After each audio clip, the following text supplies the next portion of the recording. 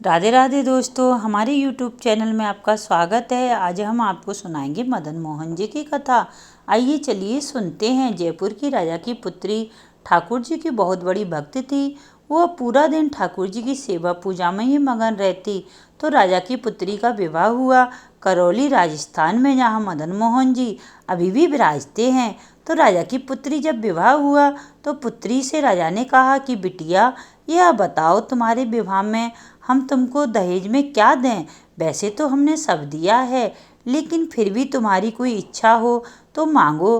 पुत्री ने कहा, पिताजी, मुझे सबसे ज़्यादा प्रेम श्री मदन मोहन जी से है। क्या आप मुझे मदन मोहन जी दे सकते हैं? मैं इनकी सेवा पूजा अपनी ससुराल में करना चाहती हूँ। यह बात सुनकर राजा रोने लगा और अपनी पुत्री के चरणों में सर झुका के बोले, मुझे क्षमा कर दे पुत्री, तू जो मांगती है वो नहीं दे सकता, क्योंकि वो मेरे हृदय हैं। मैं इनको नहीं दे सकता। मैं वृंदावन से मुगलों से बचा करके इनको लेकर आया हूँ। तू जो मांगेगी सो दूंगा, पर मदन मोहन जी को नहीं दूंगा। पुत्री बोली, पिताजी, आपके पास गोविंद देव जी और गोपीनाथ जी हैं, एक ठाकुर जी मुझको दे दो। पर राजा ने अपनी पुत्री की बात नहीं सुनी और पुत्री की जिद हो गई कि मुझको तो मदन मोहन जी ही चाहिए, नहीं तो मैं गोविंद को विदा नहीं होंगी। राजा की पत्नी ने भी कहा, पुत्री इतना कह रही है तो आप दे दीजिए। तो राजा ने कहा, एक प्रस्ताव रखा। अच्छा पुत्री, एक काम करते हैं, मैं तेरी आंख पर पट्टी बांध करके मदन मोहन जी जैसे 7 स्वरूप तेरे सामने खड़ा करूँगा, जिससे वह 6 स्वरूप जो होंगे वो मैं बनाऊँगा और एक स्वरूप वास्तविक मदन मोहन जी होंगे।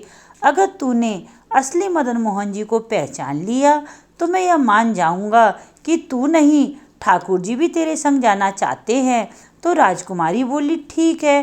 राजा ने कारीगरों को बुलवाया और मदन मोहन जी जैसे 6 स्वरूप बनाए और सभी का एक जैसा श्रृंगार किया।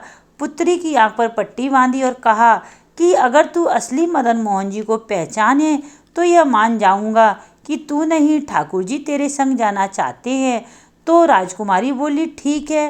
राजा ने कारीगरों को बुलाया और मदन मोहन जी जैसे 6 स्वरूप बनाए और सभी को एक जैसा श्रृंगार किया। पुत्री की आंख पर पट्टी बांधी और कहा कि अगर तू असली मदन मोहन जी पहचान लेती है तो ठाकुर जी को तेरे संग भेज दूंगा। उसने हाँ तो बोल दिया, लेकिन वह कांपने लगी, घबराने लगी। वो रात्रि में जब सोई तो बहुत रोई। ठाकुर जी से कहने लगी, हे नाथ, अगर कहीं मैं आपको नहीं पहचान पाई तो मेरे तो प्राण ही निकल जाएंगे। विदा होना तो बहुत दूर की बात है।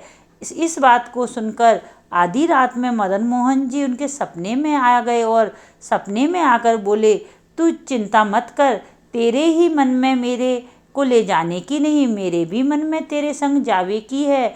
ठाकुर जी बोले, मैं एक काम करूँगा, जैसे ही मेरे स्वरूप को हाथ लगाएगी और मेरे हाथ को स्पर्श करेगी तो मैं अपनी कन्नी उंगली हिला दूंगा।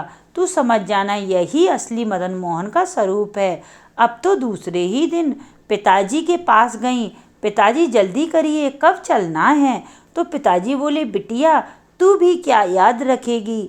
मैंने ऐसे स्वरूप बनाए हैं कि कोई पता ही नहीं सकता कि असली मदन मोहन कौन है। पुत्री की आंख पर पट्टी बांधी गई और कहा, जाओ और ढूंढो असली मदन मोहन जी को। उसने जाकर जैसे ही सभी स्वरूपों को स्पर्श करना प्रारंभ किया, 1 से लेकर 4 स्वरूप को स्पर्श करके के बाद पुत्री ने चारों को असली होने से मना कर दिया। जैसे ही 5वें ठाकुर के स्वरूप को स्पर्श किया और हाथों की उंगली को स्पर्श किया तो ठाकुर जी ने अपनी कन्नी उंगली हिला दी। जैसे ही कन्नी उंगली हिलाई तो पुत्री बोली, पिताजी, यही है मदन मोहन जी। राजा ने नेत्रों से आंसू गिर गए।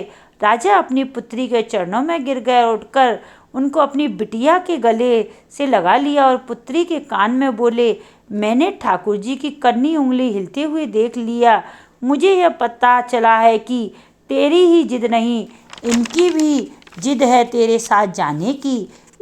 और महाराज गाजे बाजे के रथ से विराजमान होकर श्री मदन मोहन लाल जी को करौली राजस्थान में प्रस्थान किया।